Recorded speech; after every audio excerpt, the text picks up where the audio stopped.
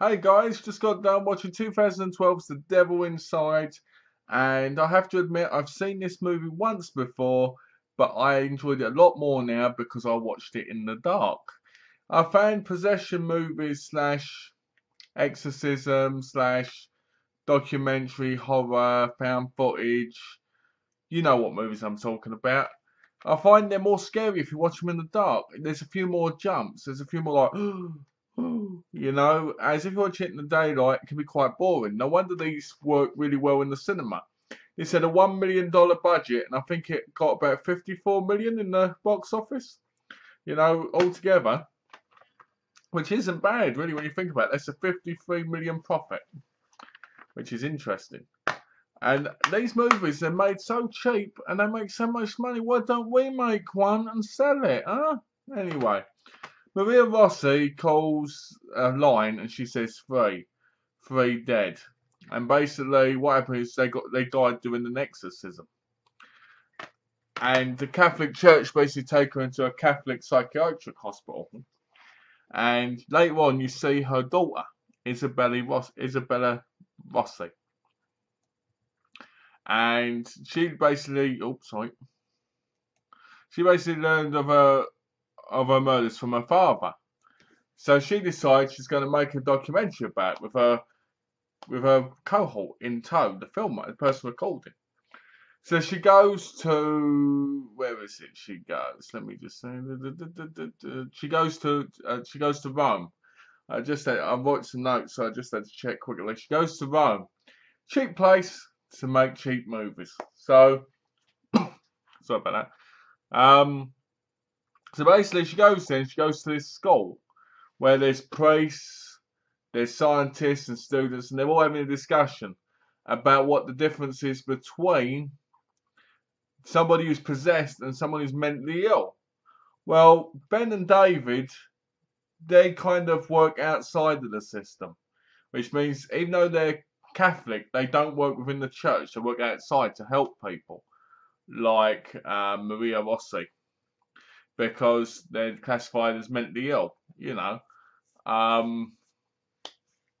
And basically, there's a bit in it where it goes, how do you know? And they go, you just know. And you're like, yeah, this is not too good of a start. So basically, then what happens is they decide to take her on an exorcism after they speak to her for a while. And it's to see this girl. Now, I can't remember this girl's name. Let me have a look on the cast list. Quickly.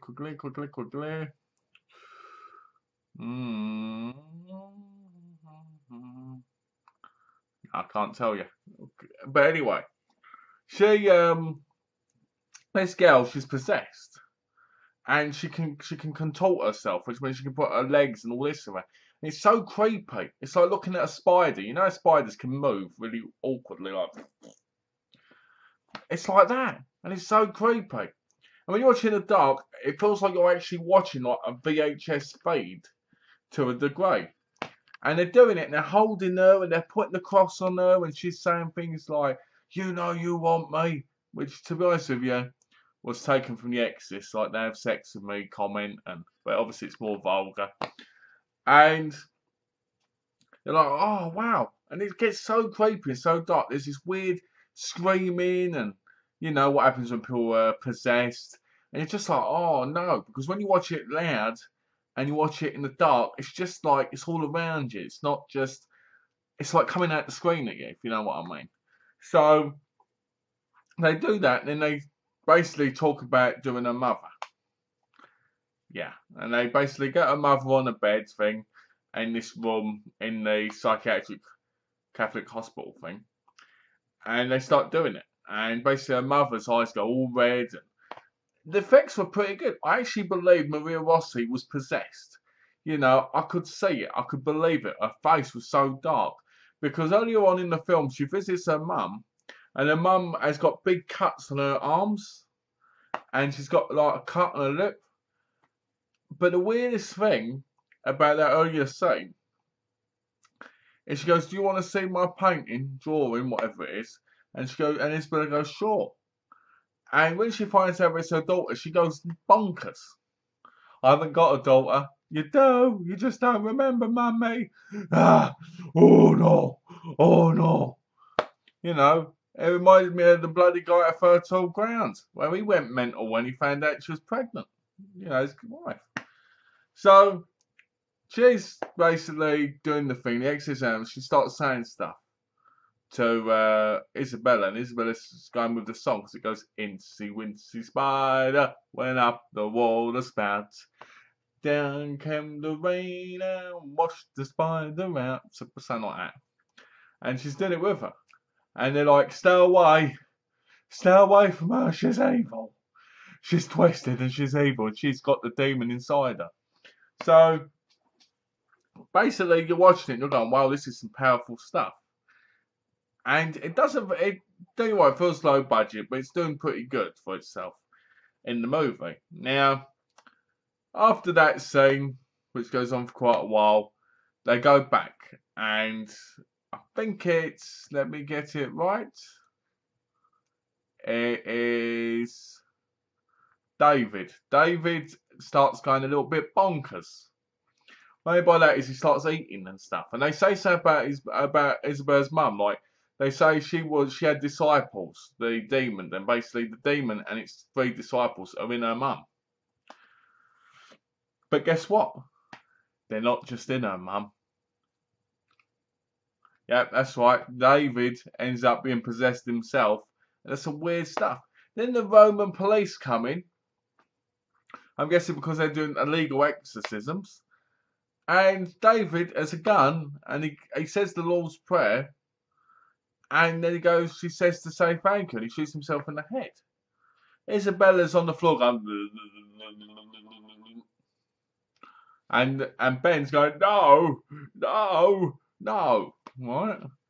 So then they end up in a car, and the other bloke, Michael, I'm not sure if it's supposed to be a boyfriend or just a friend, so I never got the sense of that. But he's driving the car, and Father Ben Rawlins has got Isabel Rossi in the back, and he's going, blah, and he's practically doing an exorcism.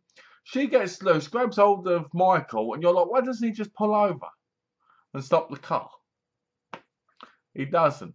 Then all of a sudden, I'm guessing, because basically I'm guessing this demon's jumped from David to Isabella, and then Isabella to Michael. Because Michael, good old Michael, you know what he does? He takes his seatbelt off and then drives straight into a truck. The whole thing rolls back, and as far as I know, they're all dead. And you're just sitting there going, this is how you end the film. The film that was getting interesting because the demon's possession was going from one person to another, and it was making people talk in tongues. And it was like, this is getting interesting. Now, the movie isn't fantastic. You can see the low budget to a big degree. You can tell these are all no-name actors and actresses. And to be honest with you, they didn't do a bad job. I find in these movies, a lot of the time, they're a lot better than your average straight-to-DVD. Because, I don't know, the person, Maria Rossi, played by Suzanne Crowley, she was just great. She just looked completely and utterly mental. Like she'd lost the plot, but she was just sick and twisted. Do you know what I'm saying? So I was like, yeah.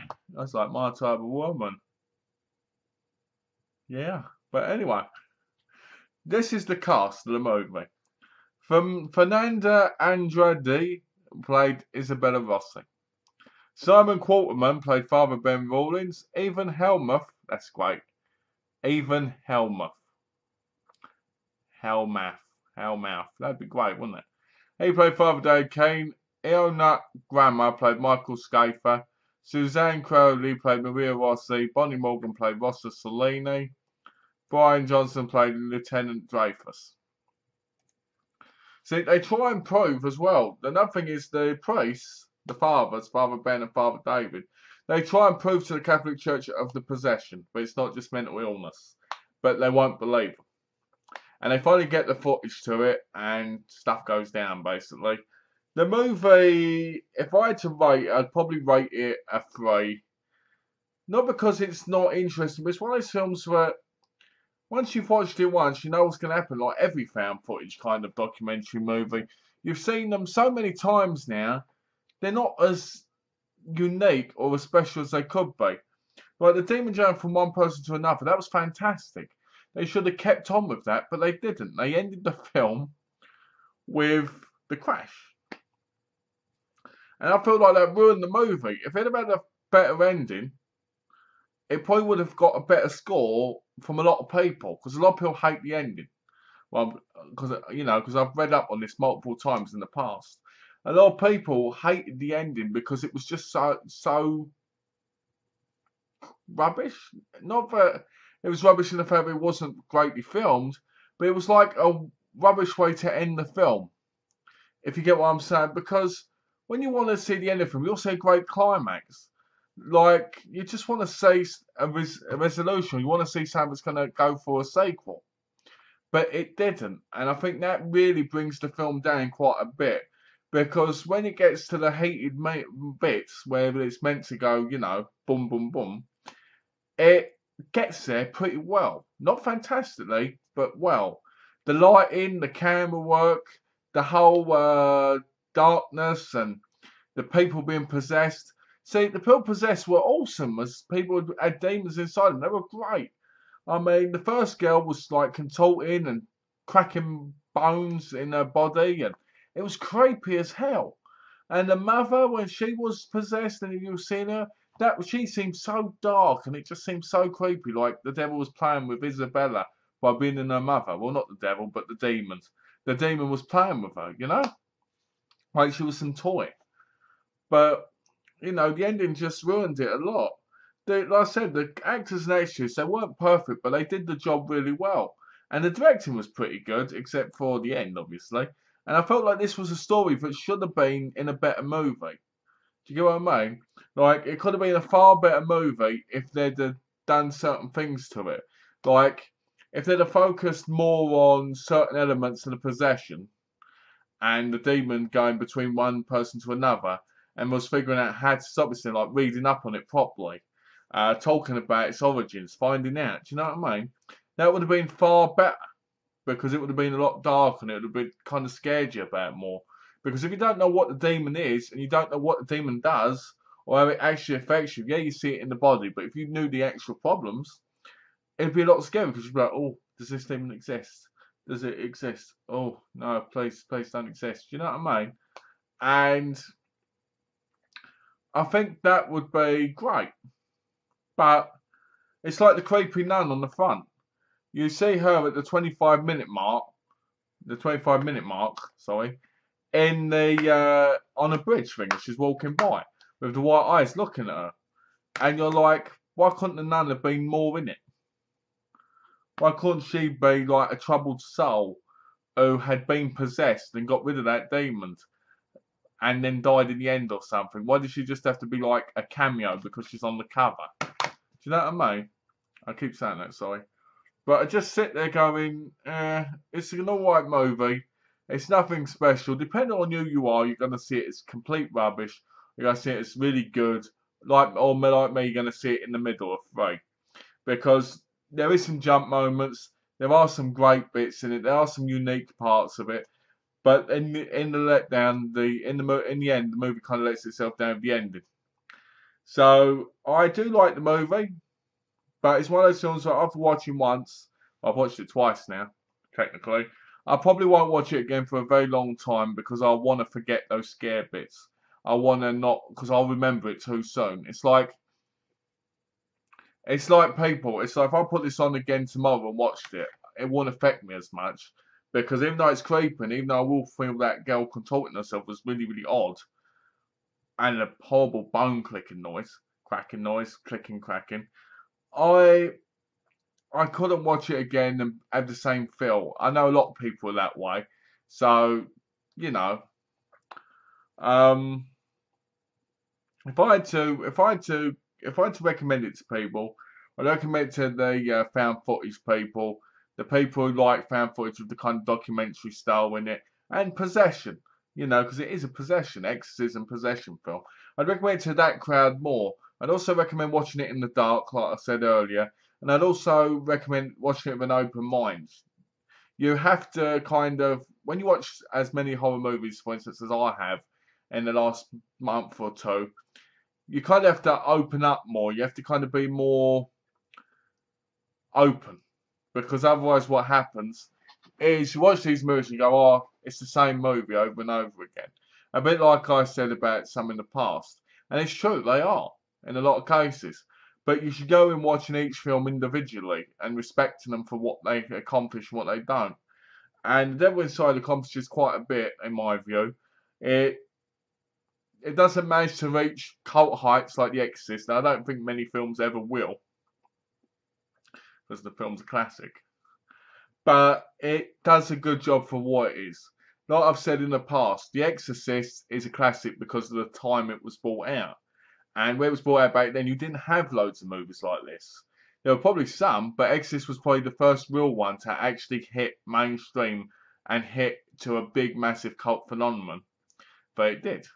And since movies like this are coming out and they're focusing on exorcism and that, I don't think they can reach that height without going into new ground and building it from the ground up. And I don't think a lot of these movies do that. The Devil Inside goes up a little bit, but then it kind of falls over because it doesn't focus on the best part. Because what people need to remember is you need to have a good beginning, you have to have a solid middle, and then you have to have the fantastic finale ending. Otherwise the movie kind of falls flat. You know? So, yeah. The Devil Inside, I give it a 3.0 out of 5. Like I said before, I recommend it to people who like exorcism movies, found footage movies, and possession movies, and documentary style, which technically is found footage to a degree, if you see what I mean. What else can I say? Is there anything else I need to say about this movie? It says it's inspired by true events. So I would kind of like to see how true that actually is. Because I've heard of exorcisms happening. And I've heard that, demons possessing people. But I've never actually seen or actually read up on it properly, because to me, I don't know how I feel on that. But that's a different time. If it is actually based on true events, and it's actually true, then it's one creepy hell of a story. But yeah, so The Devil Inside, I recommend give it a watch if you like these kind of movies. If you don't, still give it a watch. Watch it in the dark. If you don't like it, fair enough. Let me know what you think down below if you've seen it. If you haven't, let me know when you have seen it. Give this video a thumbs up. And if you haven't subscribed, please subscribe. And thanks for watching, guys. That's The Devil Inside from 2012. Thanks for watching.